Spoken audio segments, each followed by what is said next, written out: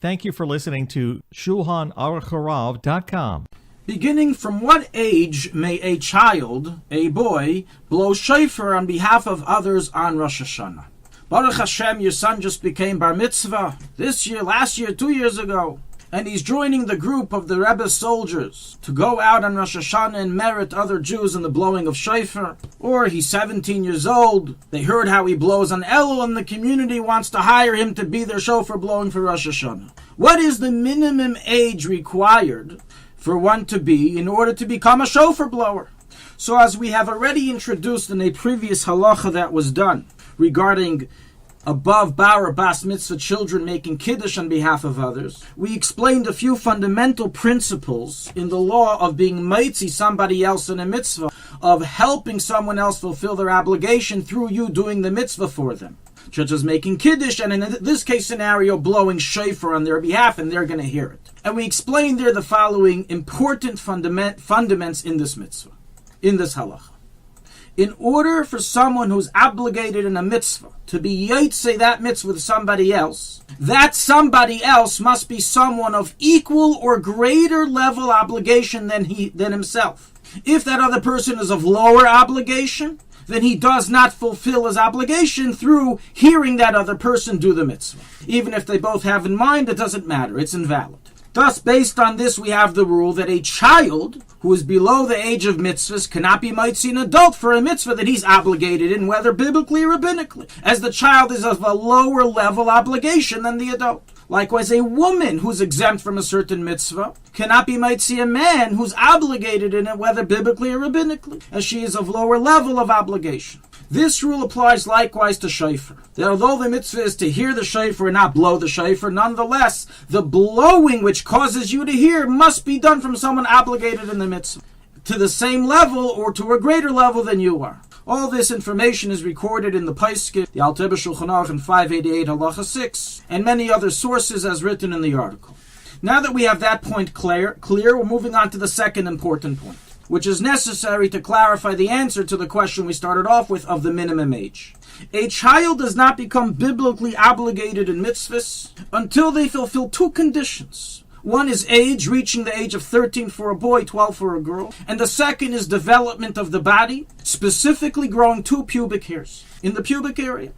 Until that second stage has taken place, the boy is considered only rabbinically obligated in mitzvahs and not biblically. Now this creates a major problem regarding mitzvahs when you want to be yotze from someone over bar or bas mitzvah. You don't know if they've reached the second stage and you're not going to find out. So when can you be yotze with somebody else? So first of all, as we explained in the previous class, we have an age cap till 18. Once the child has reached 18 years old, whether a boy or a girl, we assume for certain that they have grown that development of puberty, and they can be mitzi anybody, any adult, in any mitzvah just like any other adult can. If they're below age 18, then there's still another sign available, and that is a substantial amount of facial hair growth. So if the child in question that wants to be hired as a community shofar blower, or to blow shofar miftzayim for other yidden, is above age 18 or has a substantial amount of facial hair even though he's below age 18, there's no problem. He's like any other Jew. He should go ahead and do so. He's doing a great mitzvah.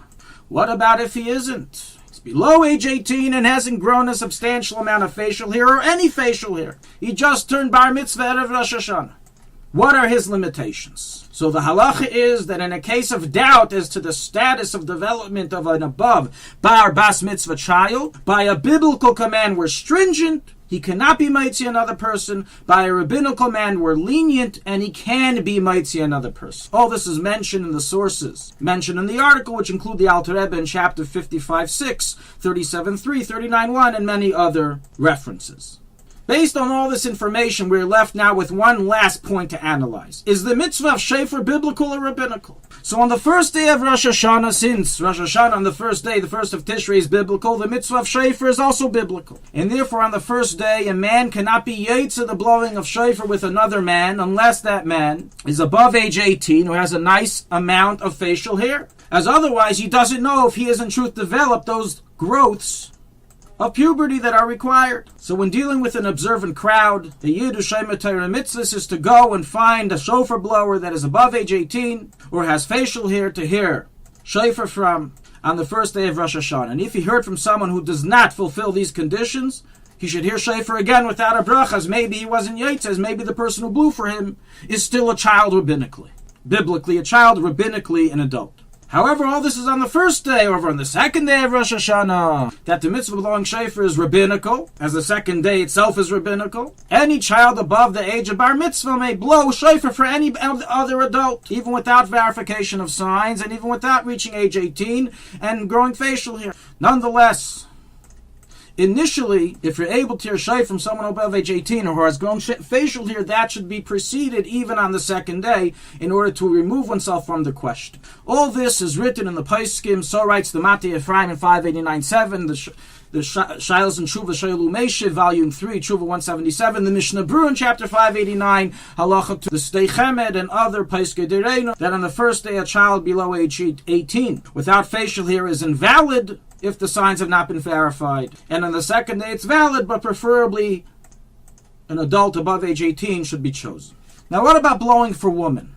So a woman is not biblically or even rabbinically obligated in hearing shofar. They do it as a minhag, that they accept it upon themselves. So there's room to learn that even a child below bar mitzvah can blow for them. Nonetheless, some poskim rule that they're not allowed to, but this is referring to a child below bar mitzvah. The child is above bar mitzvah. Seemingly there's no problem to do so, even though that they are under 18 and have not grown facial hair. So if that's what's available, there's no problem. If you're above bar mitzvah, you can blow shofar for a woman. Now let's take all this information and apply it to miftzayim. You're not here going to blow shofar for an observant Jew that wants to fulfill it in the best way possible. These Jews are unobservant, unfortunately. And if you don't blow for them, nobody's going to blow for them. They're just not going to do the mitzvah. So should boys under age 18 go on miftzayim and blow shofar for other Jews, or should they not?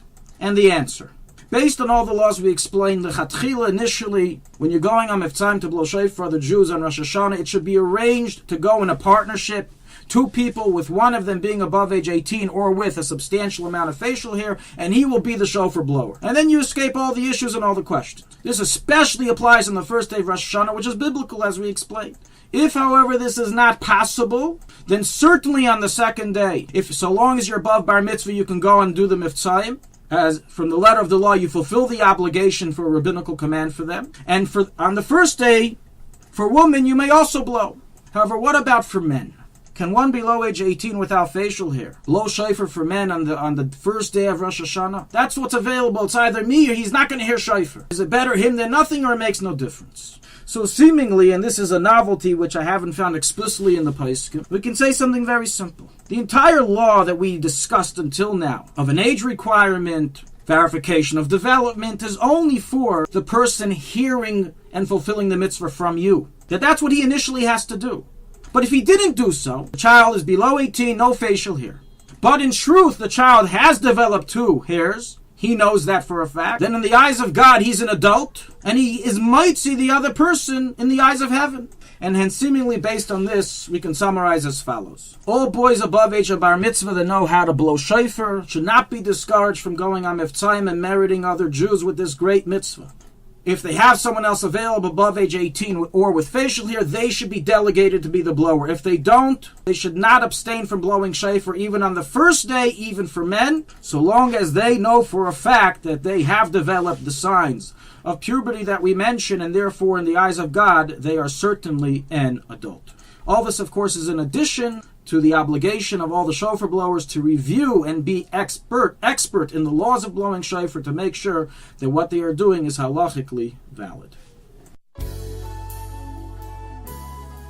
Thank you for listening to Shulchanaruchharav.com. Our free services of making Torah knowledge available to the public depends on donors like you.